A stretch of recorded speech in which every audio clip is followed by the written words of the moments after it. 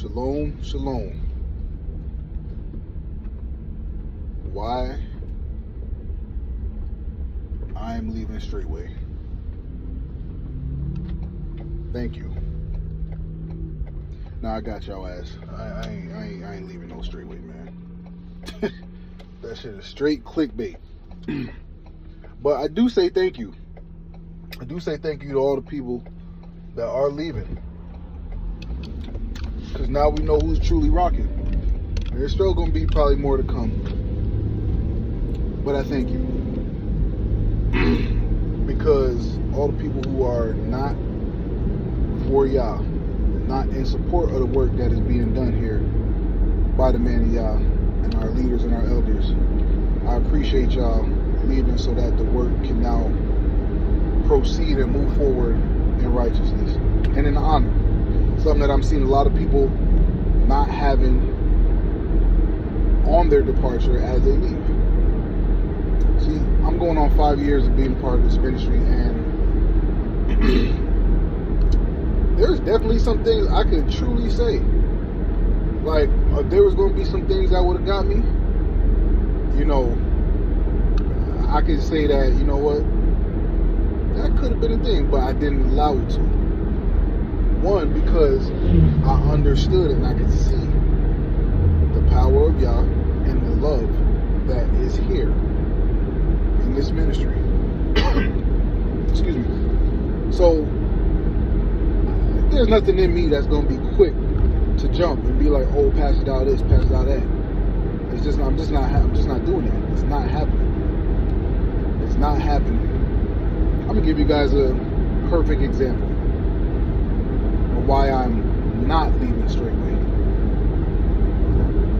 I'm not leaving Straitway, number one, because Pastor Dow did not pick up the phone himself, find me when I was in Minnesota, and said, hey, you know, we're looking to expand this ministry, you should come. No, I didn't get that phone call. I was at home on my farm in Minnesota, minding my business, not looking for the truth, not looking for a new so-called church or ministry, not looking for anything other than to learn how to grow food and how to farm. That is all I was doing.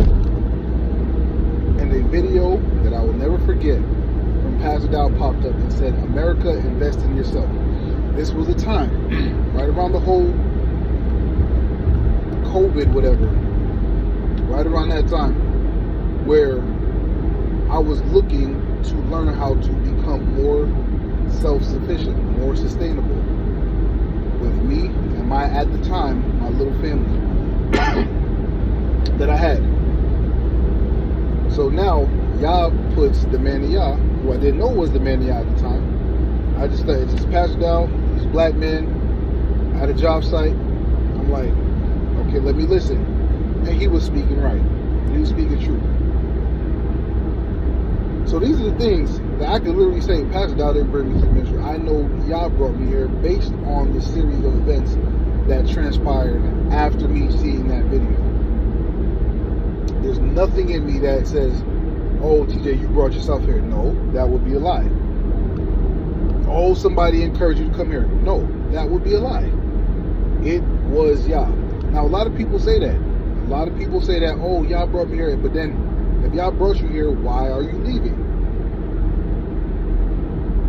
What offended you to make you leave? Because I tell you right now, the first offense that the spirit of offense that I felt within my body that tried to take me out the game early was first when I first visited Praise Land. I came late to service. It was like before service came, but they had a time where you're supposed to, everybody needs to be in the theater, getting ready for service for prayer at the time. I didn't know the rules. I didn't know how things went. So I show up a little bit late. I'm like, oh, Deacon, he wasn't Deacon at the time, Brother David and Brother Kabir, they show up late or later. And I was like, oh, okay, I guess we can come just be there before 11. I show up, and sure enough, it was a brother who's no longer there. First one to approach me. Hey, why are you late? I don't know why. I thought the service started at 11. That brother's no longer here, to say the least.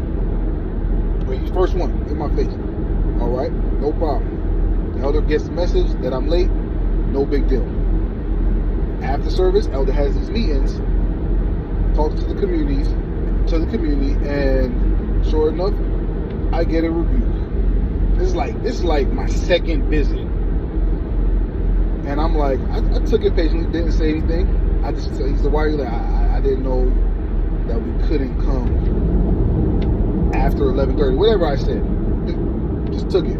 I know how to take that. No big deal. But sure enough, by the time I got back to my room, I was in there like a little female, throwing my clothes and my shit in my bag, like I'm done with it. But before I even got started, I didn't even make no commitment to be a part of Straitway at this point in time. I'm still in my research phase. I said, I'm straight emotions in there, throwing it back, and then suddenly something drops in my spirit. What are you doing? I said, shit, I'm going home. I don't know. I didn't mean to be late. I didn't purposefully be late. The elder called me out in front of everybody. I said, okay, you know what? What am I doing? Let me slow it down. Hey, you didn't know. Now you know. So sure enough, dinner was at 3 o'clock. I was there every bit of 2:25. 2:25. Sitting. And I understand why elder had to do what he had to do. Nonetheless, that was in time offense came in, and guess what? I was able to sit down, talk with Elder Kabir, and we were able to have a conversation. So guess what left? That spirit of offense that tried to come in and make me feel offended for getting called down. No big deal. Fast forward 4 years later. Sure enough, again, I am at the front of the tabernacle, me and my house. That was not supposed to be something that was supposed to happen in the standpoint of that is not what I was expecting at that time. But sure enough, that's how it went down in front of all Israel. Me and my house. And sure enough, I did not allow any kind of offense to come in, because the whole time I'm looking at Pastor Dow, I'm looking at the situation, I'm looking at, and I can see the love in this, the correction in this. The book says open rebuke is better than secret love. Is that something I want to happen like that? No. Is that something that was meant for everybody to see? Maybe, maybe not. But guess what? Not 1 second did I waver that Pastor Dow did not love me. Or my Isha. Not one moment. I can literally look at these things and say, this is love. So, everybody's leaving. Folks that's leaving, what are you leaving for? Because you want to have more money? What are you leaving for? Because, so you didn't like Elder Kabir's sermon? You didn't like what he said? Pastor say it all the time. We didn't like we don't like what you're saying. Well, he was like, I don't like the way you're hearing. I'm just saying, everybody got their own little reason why they're leaving. But I'll say this: folks are leaving. Y'all are leaving in an egregious manner. To the point, like, y'all, you're not gonna just stroll back in here when shit get crazy out here in the world. I'm telling you right now, y'all not gonna be able to just come back and be like, oh, I'm sorry. No. And I'm not saying that because I have any control of who can come back or who can't. It's just what the man of y'all's already said. Some folks, you are not coming back. So was it worth it? Is it worth it right now, 2024? What's going on, the temperature of what is going on around the world in this country? Is this really the time to separate yourself from the saints? God tells us to be together with one another, be in one mind, one heart. But now you're going to go do your own thing because we got pastors and old pastors and old brethren talking about, oh, this is this is good, this is what's right to do. I don't think it's right. But I'm going to tell you this. This is why I'm not leaving Straitway, because I don't want this video to be too long. I'm not leaving Straitway because a message like what Elder Kabir preached at Tabernacles rings true. Talking about remembering your first love. Now, back in 2022, I had went to jail. Elder had talked about it briefly in the message. So, for most people who don't have context, I'm not this criminal that's just out here just committing crimes, just getting felonies and just doing all this stuff. No. I had an ex-wife. You know, she got involved with the law. Apparently, in this country, in America, you can go to jail supposedly for stealing something that you own. I don't know how that works, but apparently that's how it goes in America. So that's why I went to jail, because apparently I stole something that I owned and purchased with my own money, cash. But hey, that's what it said. Anyway, prior to that time of me going to jail, me and Elder Kabir were coming back from Nigeria. We had a phenomenal trip, great experience, great time. Prior to that time, and I never even told Pastor Dow this, I went to Pastor Dow after Shabbat service. I went to Pastor Dow after Shabbat service one Sabbath, and I wanted to get healed. I had dealt with sleep apnea for probably longer than I actually was, knowing, but I had sleep apnea. I used to have to sleep with the little machine, and if I didn't sleep with that machine, I literally would wake up and feel like I was just in a fight. Like, even if I just took a little 15-20 minute nap, I would be waking up feeling crazy. Forget about going to sleep without it. Like, this is just what it was. So I was like, I didn't want to be dependent on this. So I go to the man of y'all. I said, Pastor, this is what I'm dealing with. Long story short, Pastor Dow lays hands on me. He asked me if I believe. He told me, look in his eyes. He lays hands on me. Right? Prays for me. When it's all said and done, at the end of that prayer, after Pastor laying hands on me, he looked at me, he said, hey, keep using your machine. I said, okay, cool. So I was obedient. I said, all right, Chef, no problem. So I keep using the machine. Fast forward 4 months, maybe 4 or 5 months later, I'm in Nigeria with Elder Kabir, sure enough with my machine, and off of the jet bridge. I'm talking about we just landed in Chicago. I'm like, oh, finally good to be back on U.S. soil, whatever. 2 police officers at the end of the jet bridge checking everybody's ID. Sure enough, they're there for me. They take me into custody. Don't tell me nothing. Don't tell me why I'm in cuffs, nothing. Elder Kabir walked off a little bit. He turned around like, I guess after realizing I wasn't there, and he sees I'm in cuffs. He don't know what's happening. I don't know what's happening. So we're winging it at this point. Fast forward to my time in jail. I spent 12 days in jail. 12 days I spent in jail. And it was in jail that I realized, like, hold on. Okay, yeah, this place sucks. But I'm getting phenomenal sleep. I'm talking about sleep that I haven't had in years. Superb sleep. And I ain't even have no pillow in there. So I'm like, what's going on? Then it comes back to me. Yo, man, and y'all lay hands on you a few months back. And it took me going to jail for my healing to be manifested to where I can know that I was healed. And guess what? I haven't used that machine since. We're going on over 2 years now. Almost 3 years. Haven't looked back, haven't used that machine since. So it's these things why I'm not leaving Straitway. Because the power of Yah is here. We don't worship Pastor Dow. We talk highly of him because his character and the way he is and his love for Israel is that great. He is simply just a good man. Bottom line. Whether you like it or not, Pastor Dow is a good man. So when you hear people talking shit about him and saying all these things that are not true, you need to really look at those people. Because then you got people like me like, nah, man, y'all lay hands on me. Yah is with him. And he is here in this ministry with his people. That's it. There's no doubt in my mind about that. The first time I got deliverance was by Elder Kabir. Didn't even know I had demons in me.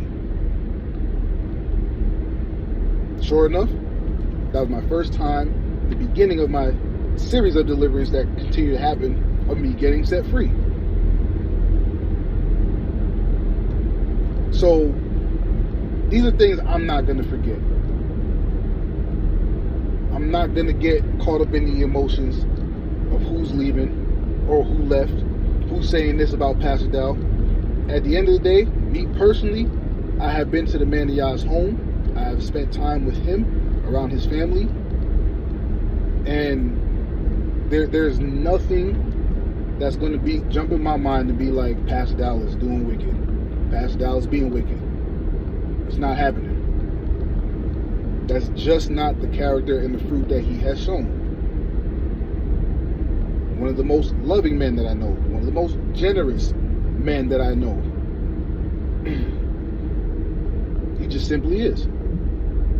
All because of his love for Yah and his love for the people. And honestly, us as a people, we so wicked sometimes, I don't even know how Pastor do it. I truly don't. I truly don't know how he does it, but guess what?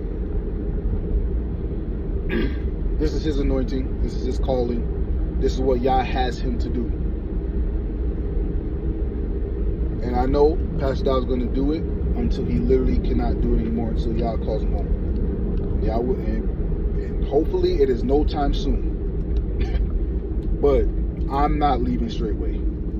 I just said that to get the clickbait, to get y'all to come in here and watch this video, like a lot of y'all do out there, talking about why so and so left Straitway, why flee. Y'all ain't fleeing nothing.